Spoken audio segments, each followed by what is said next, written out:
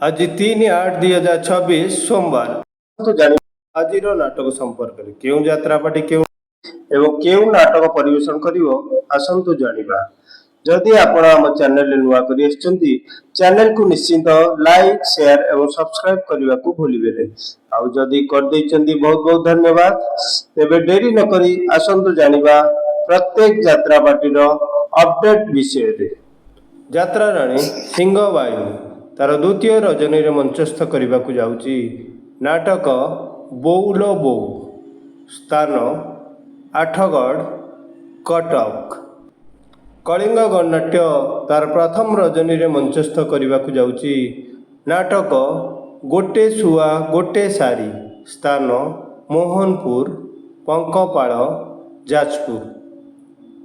Opera Maheshwari तार चतुर्थ रजनी मंचस्थ करने को जाऊँगी नाटक तू हसिले भी लुह झरी पड़ुची स्थान जनता मैदान बाजपेयी नगर सालिया साई भुवनेश्वर। यात्रा से विश्व दरबार तार विदाय रजनी मंचस्थ करने को जाऊँगी नाटक चारिधाम तो पाद तले स्थान कुरुड़ा यात्रा पड़िया बालेश्वर।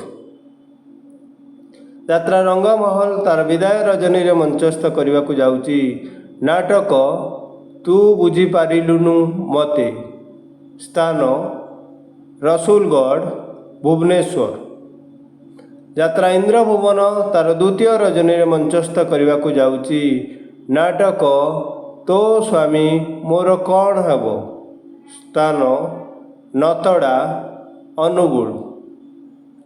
अपेरा राजदरबार तार चतुर्थ रजनी मंचस्थ करने को जाऊँगी नाटक आखि पलकरे खोजुची तते स्थान टमका जाजपुर।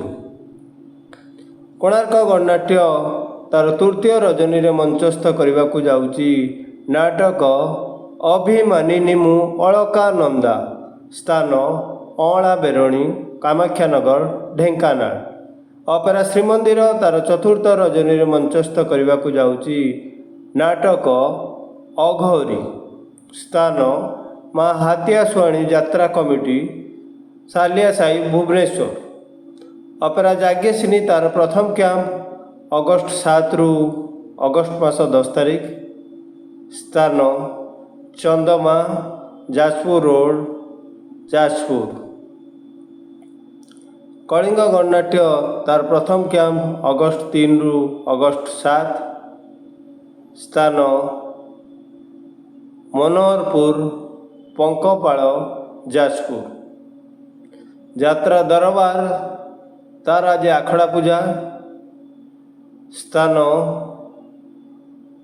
जागसारपाटना खंडगिरी भुवनेश्वर। विशेष सूचना जेकोसी कारण जेकोसी यात्रा नाटक परिवर्तन हो पारे किंबा नाटक परिवेषण बंद रही पारे। जदि नाटक परिवर्तन हुए किंबा नाटक परिवेषण बंद रुहे आमे खूब शीघ्र देइतिबा सूचनाटी को ठीक करने को चेष्टा करिबु। रहिले देखा आसंता काली। जय जगन्नाथ।